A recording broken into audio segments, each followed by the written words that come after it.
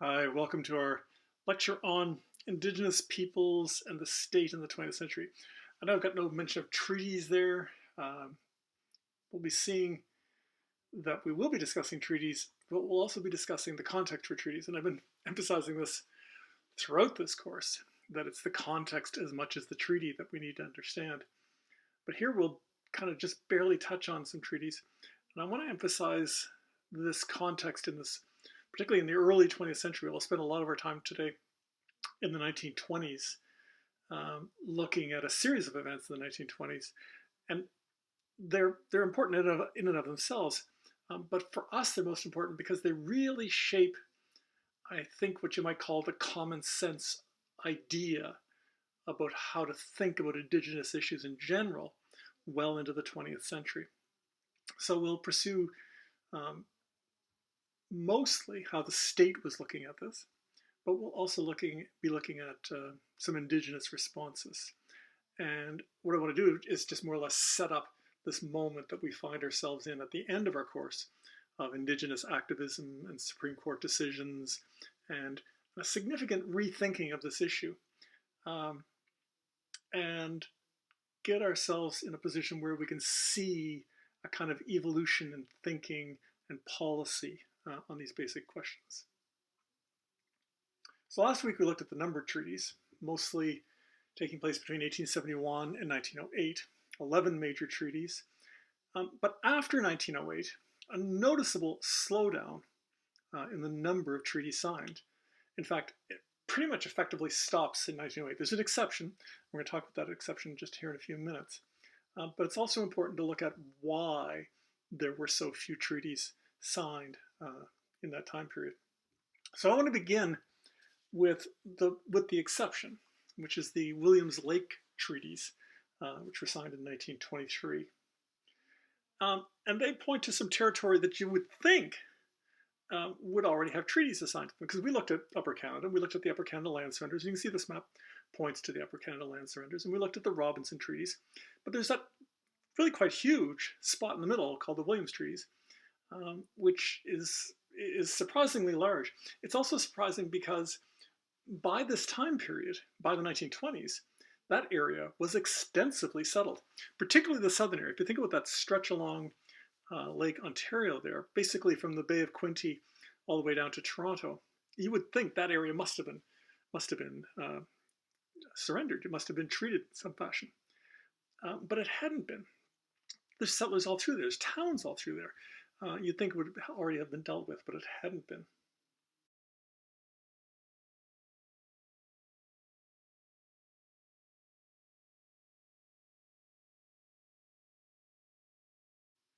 One of the earliest Upper Canadian treaties, the 1787 Quinte Bay Treaty, was found not to have delineated its boundaries, and a subsequent treaty, east of Georgian Bay, was also found inadequate. How did they find this out? Well, they did an investigation. They looked into how precise the treaty boundaries were, how clear they were. There's a bit of background here. It's a bit of peculiar background here. Part of it relates to just property owners being concerned about their property. Part of it relates to mining and forestry operations looking to have secure title to the leases that they're securing. Part of it, though, goes back to the British Empire. I mean, we're clearly in the Canadian period now, but we're also in this kind of period where Canada hasn't really achieved full autonomy from Great Britain. We're still subject to British legal precedents, and we're still subject to British Supreme Court findings. One of those findings was a 1921 finding that had nothing to do with Canada. It had to do with Nigeria, but it had to do with whether clear title had been surrendered, and it had to do with whether the people who surrendered the title were the appropriate people and whether they had the right to surrender it, and so on. So this is in Nigeria. It's got nothing to do with Canada. But what the case found was that it was absolutely critical to any kind of future development on that land that you had a clear, established right to that Indigenous right had clearly been surrendered.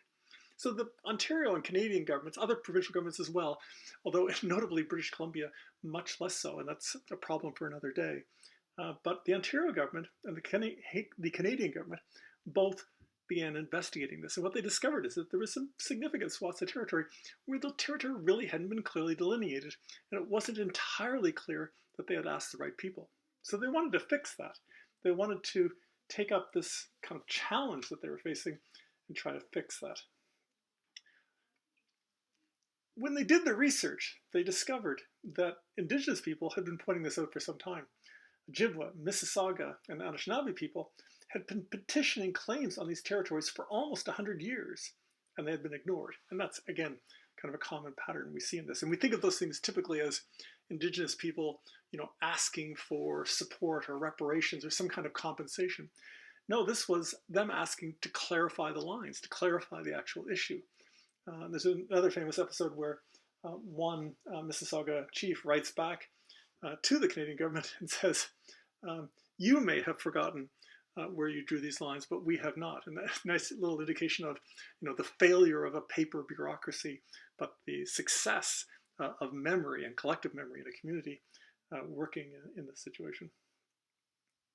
3 judges investigated the situation, and they discovered that Indian title, as they termed it, and this is a quote from the judgment, has never been fully extinguished. So the Ontario government pushed the Canadian government, this is a federal matter obviously, it's the Indian Affairs, it's a federal matter, pushed the Canadian government to come up with some treaty arrangements. And 2 were in fact signed later that year in October and November of 1923. The treaties were similar to other treaties, and they were done in exchange for remuneration, for money, and they would renunciate their claims, and they would receive money. They would receive a one-time payment of $25 per person, and they would receive $233,375 as a one-time payment. Now it says payment, there was very little cash actually passed over. Most of it was passed over in terms of goods and supplies and blankets and agricultural stuff, equipment and so on. So not a whole lot of cash involved. There were also, however, some major differences. Most notably, no guarantee of off-reserve traditional hunting rights. And you'll recall that pretty much every treaty we've looked at, not all of them for sure, but most of them have guaranteed traditional hunting rights even in the off-reserve areas. And you'll recall that most of them say something like, unless this land is given to a white person for farming or mining or whatever, you can continue to hunt in those areas. And that's the areas that we continue to refer to as Crown land.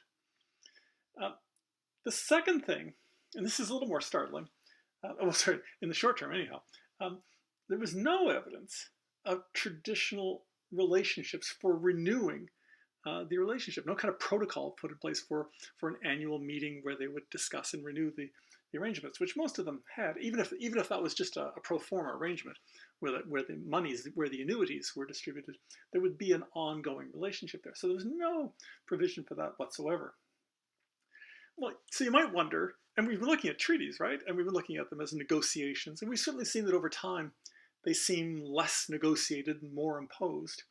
But you might wonder at this point, well, why did the Indigenous people agree to these? Well, they had no choice, is the simple answer to the question. There were no negotiations. Federal and provincial officials simply showed up and said, we have a treaty, and you can take it or you can leave it. You can take it all, what we're offering, or you can leave any kind of offer on the table, but we're still going to have this treaty. So, of course they're going to take that. So not only did we have the usual problems of misunderstandings and mistranslations, these 2 treaties didn't even make a pretense of actual negotiations. So that's the only treaty that's signed in this time period that we're looking at. 2 treaties that are signed in this time period. So the question is, why were there so few treaties in this time period? Well, there's all kinds of reasons. We can point to the Great War, the First World War. It was a major disruption to the entire world, but it was certainly a major disruption to the government of Canada, to the provincial governments of Canada, to the people of Canada, and indeed to the Indigenous people of Canada. Many Indigenous people fought in the First World War, and we'll come back to that point a little later in this discussion. The second thing we point to is the numbered treaties themselves. They were huge, a huge territory taken up there. All of the prairies, parts of British Columbia, parts of the Northwest Territories.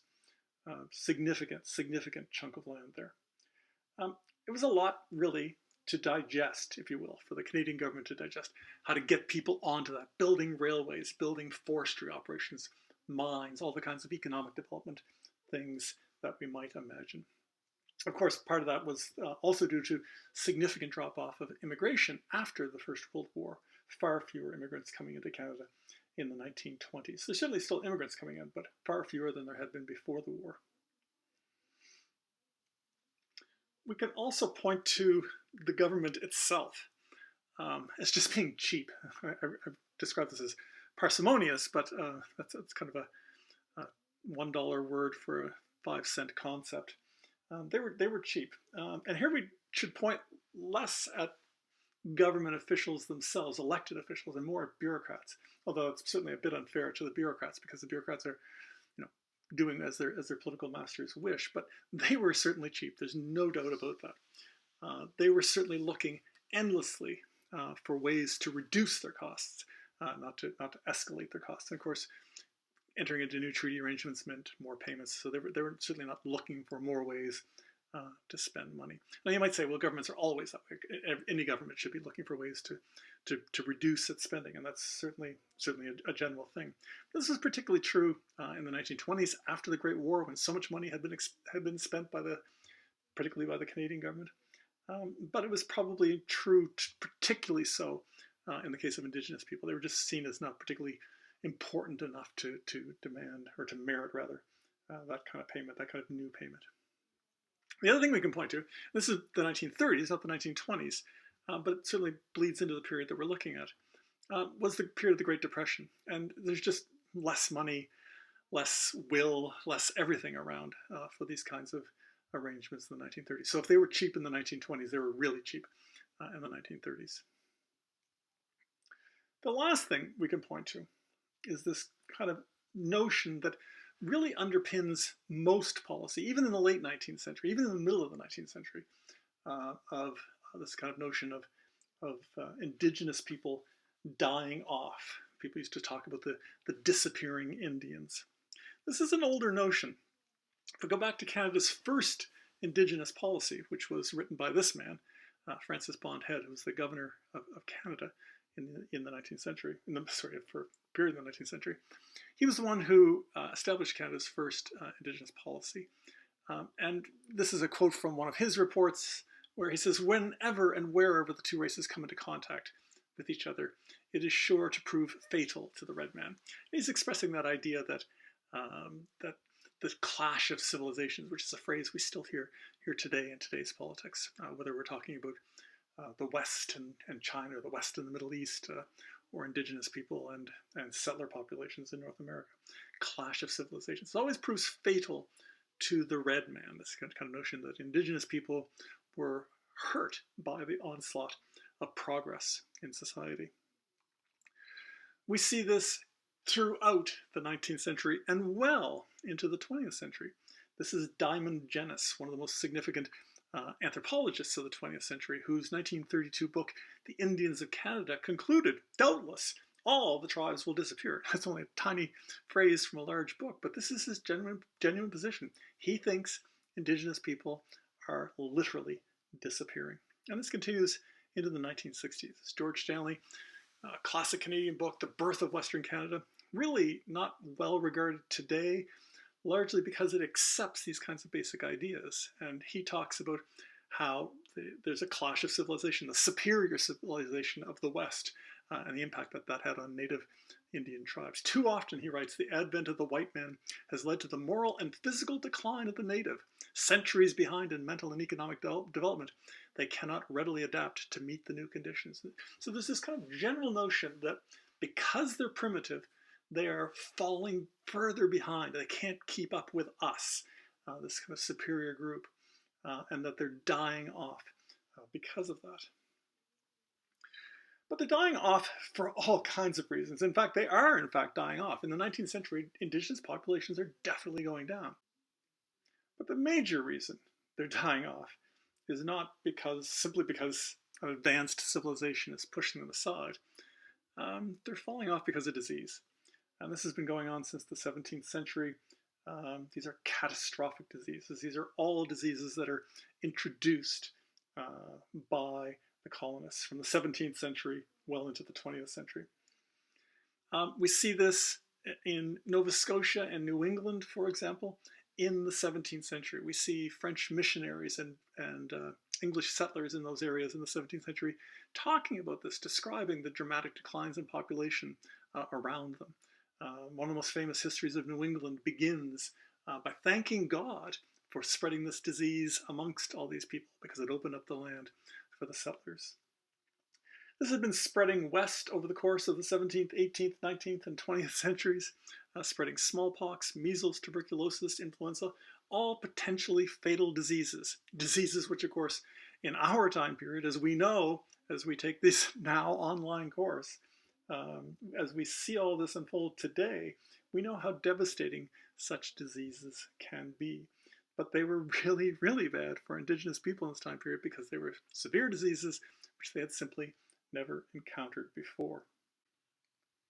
This, of course, is made worse by Indigenous people losing access to resources, to their traditional foods. We've seen how, as they get shunted off, pushed off to the side, pushed onto reserves, that poverty ensues. We saw this at Rice Lake. We saw this on the prairies. Poverty means that they're not eating. If you're not eating, you're going to suffer from malnutrition. And if you're going to suffer from malnutrition, you're going to have an increased susceptibility to disease. And this is certainly what we saw last week on the prairies. We saw Big Bear in particular, his group, coerced into signing their arrangements by the fact that they were hungry. But they were not the only ones. This was a general condition on the prairies in the late 19th century with the demise of the buffalo.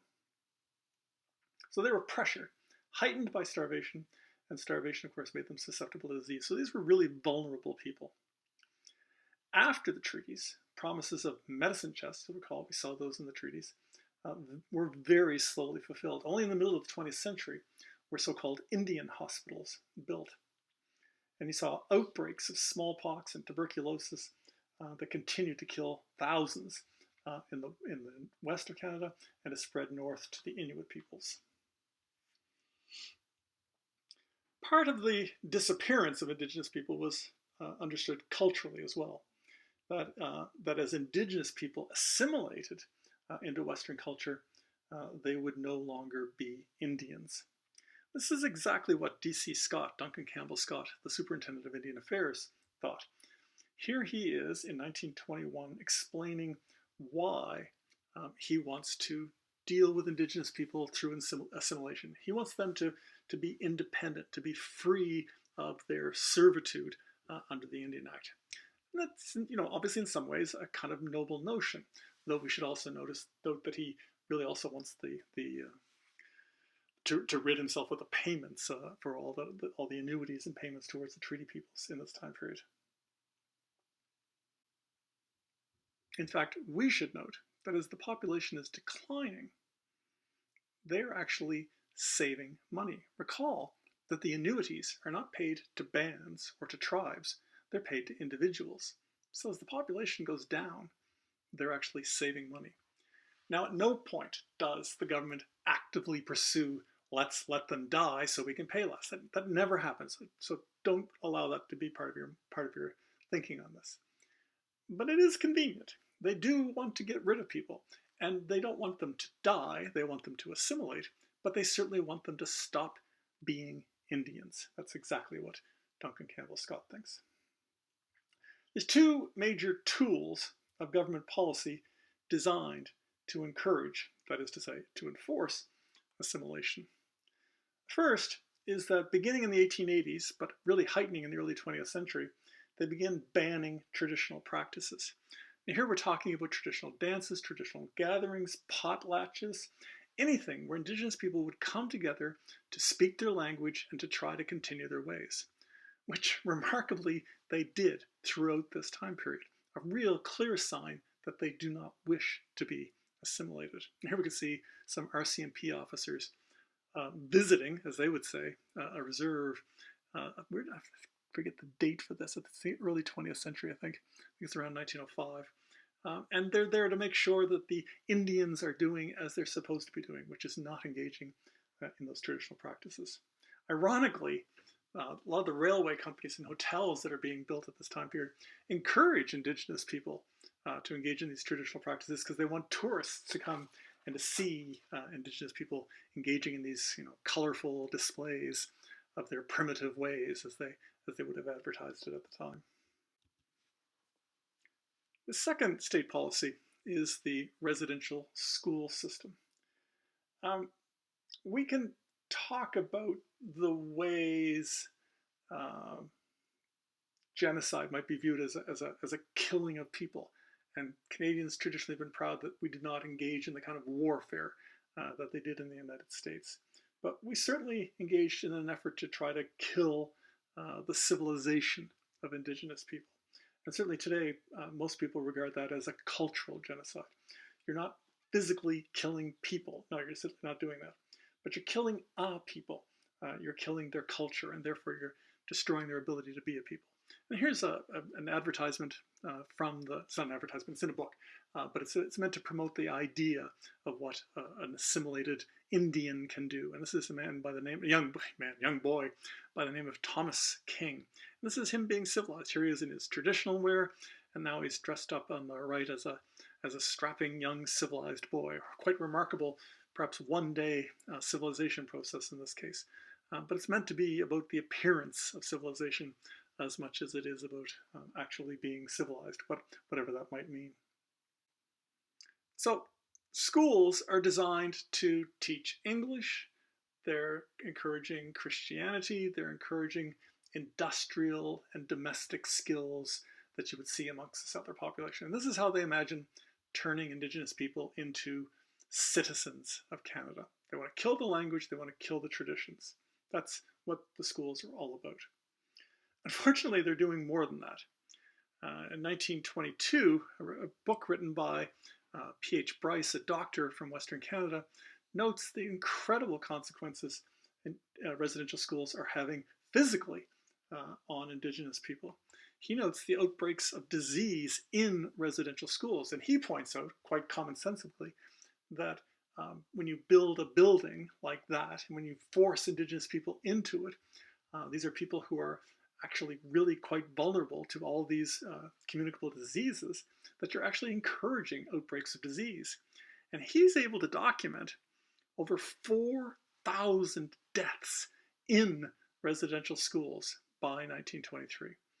Now, I say 1923 because that's also the year that the Canadian government stopped collecting statistics on deaths in residential schools. So embarrassed were they by this report that they stopped collecting the statistics. They did not, however, stop putting children into those schools. The war changed perceptions of Indigenous people.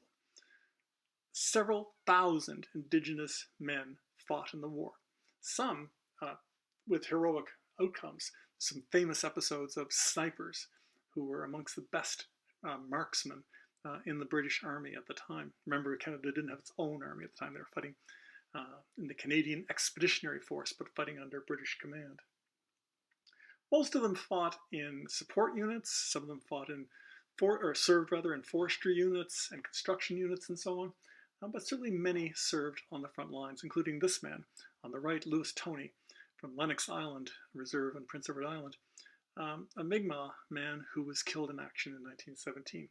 He was one of several hundred Indigenous men who gave their lives during the First World War. Indigenous people also contributed financially to the war. This is an advertisement, and it's an interesting advertisement because it highlights the contribution of this particular group of Indigenous people by giving funds to the Canadian Patriotic Fund. And you see the letter here explains their motivations for doing so. But it's also, a kind of backwards racism going on here. Part of the argument is to shame white people into giving money here. Part of the argument is, look, even Indians are giving money, why aren't you?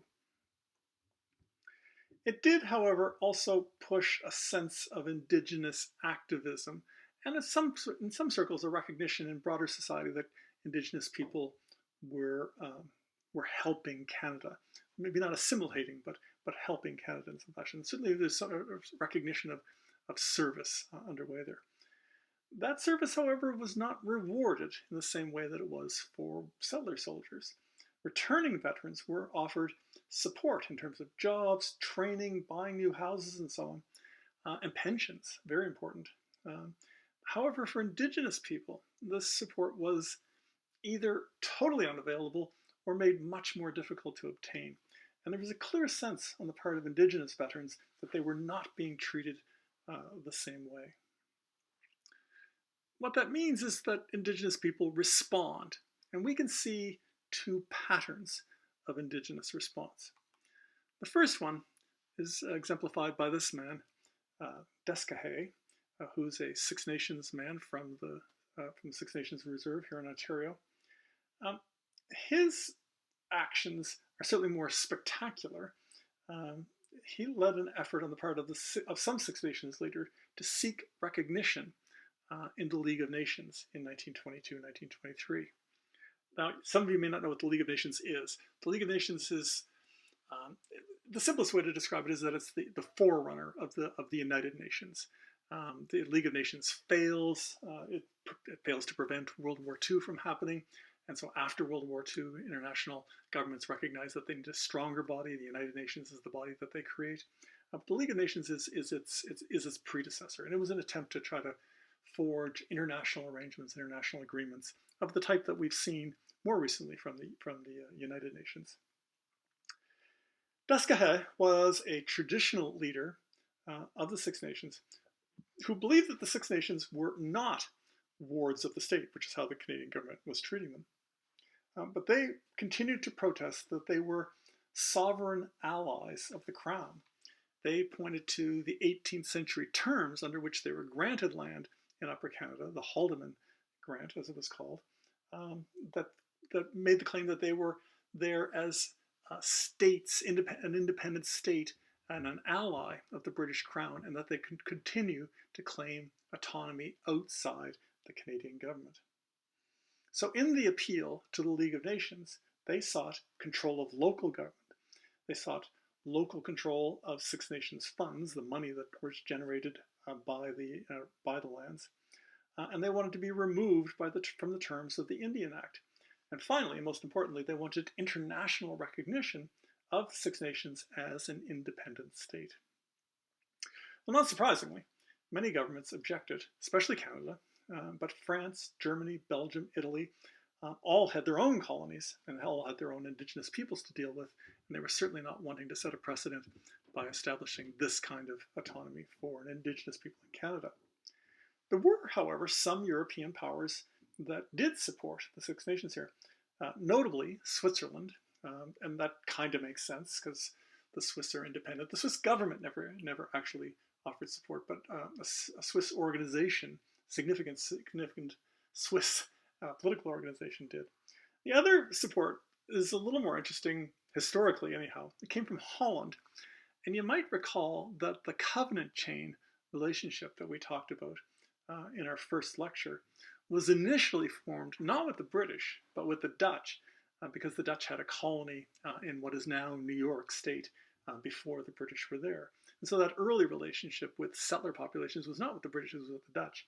And here the Dutch actively supported the League of Nations as former allies in granting them support for their claims. Britain, however, had the deciding voice in all of this. Britain was no longer the most powerful country in the world as it had been just 30, 40 years earlier. Certainly the First World War damaged British power in significant fashions, but they were still powerful and still influential, and their voices prevailed. A second group had a more moderate take. This is Frederick Loft Onadoya, another Six Nations man who served in the First World War as a lieutenant in the Canadian Expeditionary Force. Unlike Descahe, he was not a traditionalist. He was a Christian, and he also accepted some dimensions of Canadian authority. You can see this quote here from him. As peaceable and law-abiding citizens in the past, and even in the late war, we have performed dutiful service to our king, country, and empire, and we have the right to claim and demand more justice and fair play as recompense. So this is about improving their conditions within Canada, unlike the other Six Nations group who were seeking autonomy within Canada. They didn't want to be part of the Canadian state at all. What Loft was looking for were some substantial changes to improve the living and working conditions for Indigenous people. He sought improved education. He certainly thought this was the key demand. He thought that if Indigenous people could have improved access to education, they could look after themselves much more effectively. He was not achieving a whole lot of success, but he saw a possibility in a larger national organization. And so he formed this group in 1921, which he called the League of Indians of Canada. And his idea was to pursue a kind of pan-Indian strategy, not just the Six Nations, not just the Mi'kmaq, not just the Cree, but a pan-Indian group of peoples from across the country who would work together for similar goals and objectives. They could lobby the government for change across Canada and not suffer the effects of being divided as they were.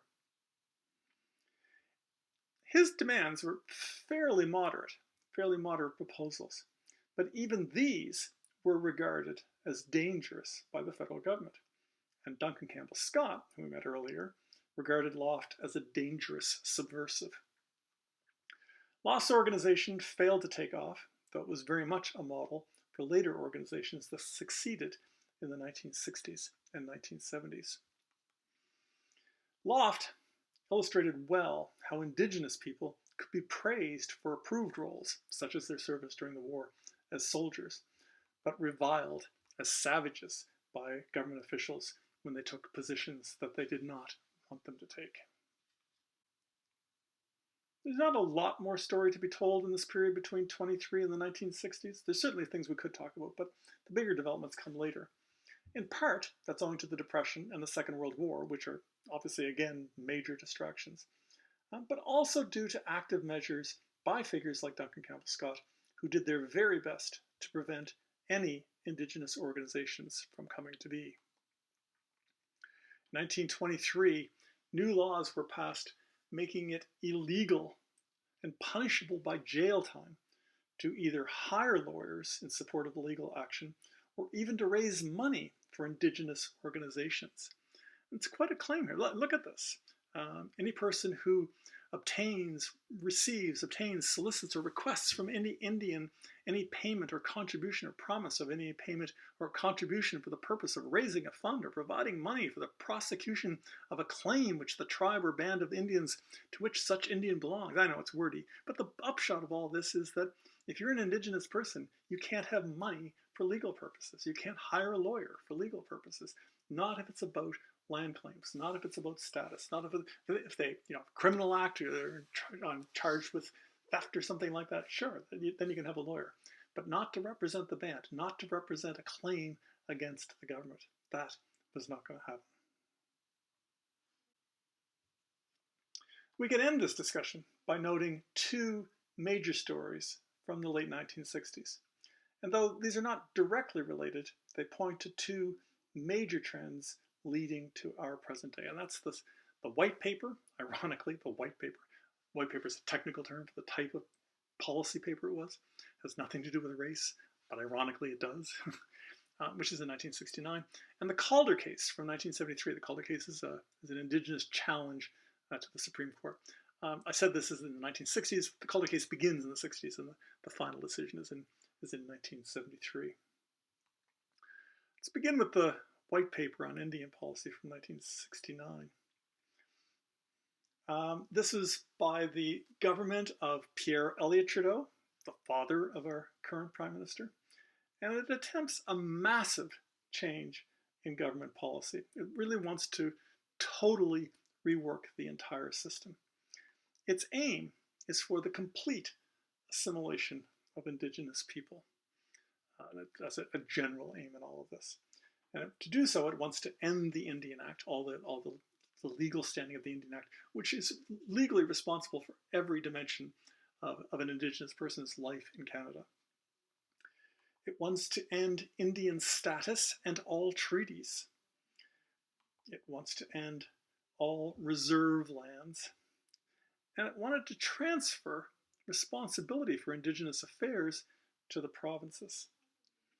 Now, if you look at these, they're dramatic changes, and certainly that general aim of assimilation was a dramatic change. The last one may not look particularly significant, but most Indigenous people understood very, very clearly that every treaty they had ever signed was not with a province, it was with the Crown. And the Canadian government is the representative of the Crown, not the provinces.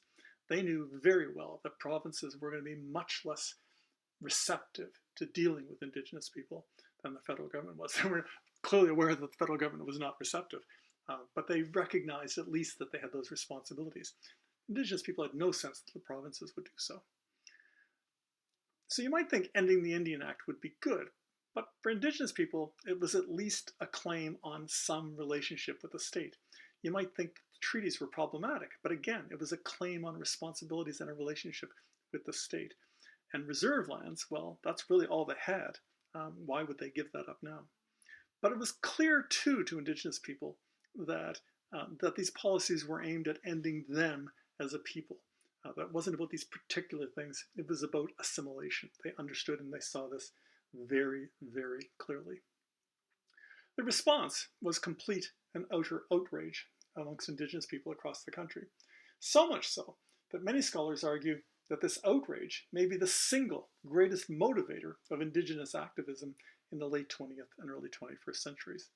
In other words, it's a kind of notion that in this moment, Indigenous people recognized just how clearly Indigenous status was threatened and how little the federal government really cared for these people. Harold Cardinal, significant Indigenous writer from the late 20th century, wrote, "In spite of all government attempts to convince Indians to accept the white paper, their efforts will fail." He's writing at the same time. Because Indians understand that the path outlined by the Department of Indian Affairs through its mouthpiece, the Honorable Mr. Chrétien, who of course will later become Prime Minister himself, the Honorable Mr. Chrétien leads directly to cultural genocide. We will not walk this path. So that response was a clear and demonstrative indication of what Indigenous people would accept in this arrangement, and it was not going to be the terms outlined by the federal government. We'll look at some responses in a subsequent lecture, but for now, I want to turn to a legal challenge that takes place around the same time, and again, there's no direct connection between these stories, but it does point to how awarenesses and thinking is changing. This is a legal case, a provincial legal case in the 1960s that becomes a Supreme Court case in the early 1970s. And it's led by this man, Frank Calder, Nisga'a leader, Nisga'a northwestern British Columbia. I mentioned them 2 weeks ago, I think, as a success case from the late 1990s, early 2000s. That successful arrangement that was negotiated in the late 1990s was a direct outcome of this case from the 1970s. Calder and his people were demanding control over resource development in unceded territory. Recall, British Columbia only had those tiny treaties on Vancouver Island, so there's this huge swath of territory in the north of most of the province that had never been ceded. And that was the basis for the claim. Pulp and paper companies were moving into their territory, cutting down forests, and the Indigenous, the Nisga'a population were claiming, no, we have control of that territory. You can't do that without our permission. Provincial court denied Calder's case, denied the Nisga'a case, but an appeal to the Supreme Court of Canada resulted in the first ever legal recognition that Indigenous title existed. And what's important here for us in kind of thinking through the process of all this is that that ruling pointed directly to the Royal Proclamation of 1763. The Royal Proclamation acknowledged Indigenous title, and the court said that title therefore still existed at the time British Columbia was created. Now, it gets complicated and messy at this point because only some of the judges agreed that that title still existed in 1973. 3 of them did, 3 of them didn't. 3 of them argued that Confederation and subsequent developments had effectively meant that the land had been surrendered. That title no longer existed. 3 of them said without a treaty to have it passed over, I don't see how it could have been surrendered. Um, and so you might think, well, that's just a split decision that can go nowhere. But it was a legal acknowledgement that title existed, and it's certainly a perfectly plausible case at that point that could be made that Indigenous land had not been surrendered and that this territory was, in fact, still Indigenous. It's an important case, an important claim, and it really allowed the Nisga'a Agreement of 1999 to go ahead. It allowed the kind of modern process of land claims that would take hold in the 1990s to begin on a basis of, okay, now we know Indigenous title continues to exist in some places. What are we going to do about it? And the Nisga'a Agreement was an agreement to provide for a kind of local government, a kind of semi-provincial style government where the Nisga'a would have control over resource development and funding in their own territory. So not a kind of national autonomy, but it's certainly an autonomous economic and somewhat political arrangement for their peoples. We'll pick that up in the second part of this lecture in a few minutes.